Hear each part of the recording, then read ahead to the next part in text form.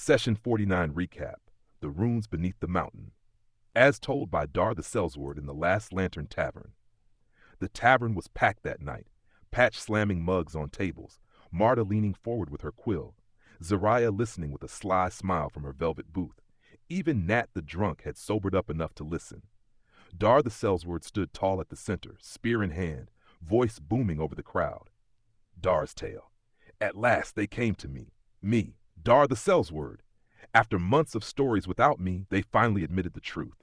Dar, we need you. And I said, aye, you do. You're lucky I still had my boots on. So there we were. Henrik Sand, the holy Westlander with his hammer of light. Celira Duskwhisper, all silver eyes and warlock shadows tangled up in her elven steel. And Thrynar, that Ingomar archmage whose beard holds more secrets than most men's libraries. A fine lot, aye, but soft in the gut when the wolves come howling. And so, they brought me. We rode north through villages where folk whispered of strange lights in the peaks. Farmers offered us bread and begged us to drive off the monsters in the passes. At Frostmere Crossing, the ferryman spat and said, "Don't look for Deepwell ruins, lads. Deepwell will find you." He was right. On the fourth day, snow thick around our boots, the woods went quiet. Then, 3 winter wolves, eyes like moonlit ice. They burst from the trees with their freezing breath. Celira raised her shield. Henrik roared, "By the light, stand firm!" And me, I lowered my spear and grinned. Finally, some work worth pay. We fought in the snow, cold biting our bones. 2 wolves fell to blade and spell, but the third slunk off, tail between its legs. That night we found the camp. 6 bodies, piled and frozen. Wolves had torn them apart. 5 were laid out like offerings, the 6th half eaten. Grim work. But we had nowhere else to rest, so we made camp. Third watch, I heard it. A whistling, a rumbling, like 2 men arguing in one throat. Then he came, a snow Edin, big as a barn and twice as ugly.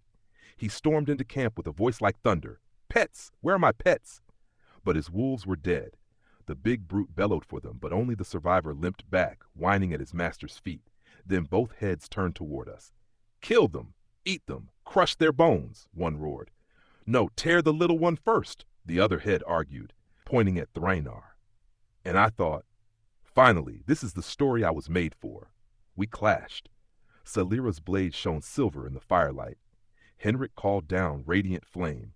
I drove my spear between the Edin's ribs while it swung both ways like a storm. It roared, breath steaming, and stomped hard enough to rattle the campfire apart. The wolf snapped at Celira's leg. Thrynar blasted it into ash. Then Henrik's spirit guardians, ghostly warriors of light, swarmed the Edin, cutting it piece by piece. Finally, I leapt forward, spear flashing, and drove it through one head's eye. Both skulls crashed into the snow, and the beast lay dead.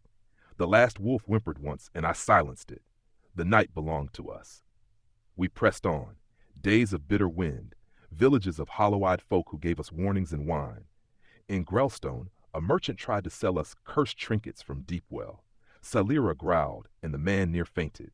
In Wintercrag Pass, we crossed under cliffs where runes burned in the night sky like falling stars. Even I shivered. On the 40th day, we reached it. The Deepwell ruins. The first level was empty save for broken stone and trinkets, old dwarven coins, cracked pottery, nothing worth the sweat. But then the stairs plunged deeper into halls that flickered. One moment stone, the next mist. That's when they struck, phase spiders, 4 of them. They blinked in and out, jaws dripping with venom, slashing and vanishing. One leapt onto me. I grabbed its leg, snarling, "Not today, beast!" Henrik's spirit guardians flared again, carving them down as Thrynar shouted arcane runes that cracked the air. Celira's blade sang, silver fire against blue chitin. It was long, brutal, but in the end, the spiders fell twitching into nothingness. Then we found it, the mage's room. Shelves of spellbooks, scrolls glowing with ancient script, and runes carved into the stone itself.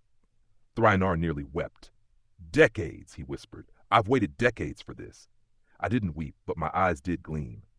For among the relics lay a ring, simple silver etched with dwarven runes of warding. I slid it on and felt it. Protection, woven like armor into my very skin. A ring of protection. Me, Dar the Sellsword, finally rewarded for all the tales I've missed. So we came back, through villages that cheered us, across passes where the dead still whispered, to this tavern, this very night. And now I stand here, alive, rich, and warded by magic itself. So drink, my friends, drink, for the deep well gave us danger, but Dar brought back glory." The crowd roared, mugs lifted high. Patch slammed his cleaver. Marta's quill scratched furiously. Zariah laughed low, eyes glimmering. And for once Dar smiled, not just for the silver in his pocket or the ring on his hand, but because at last he was part of the tale.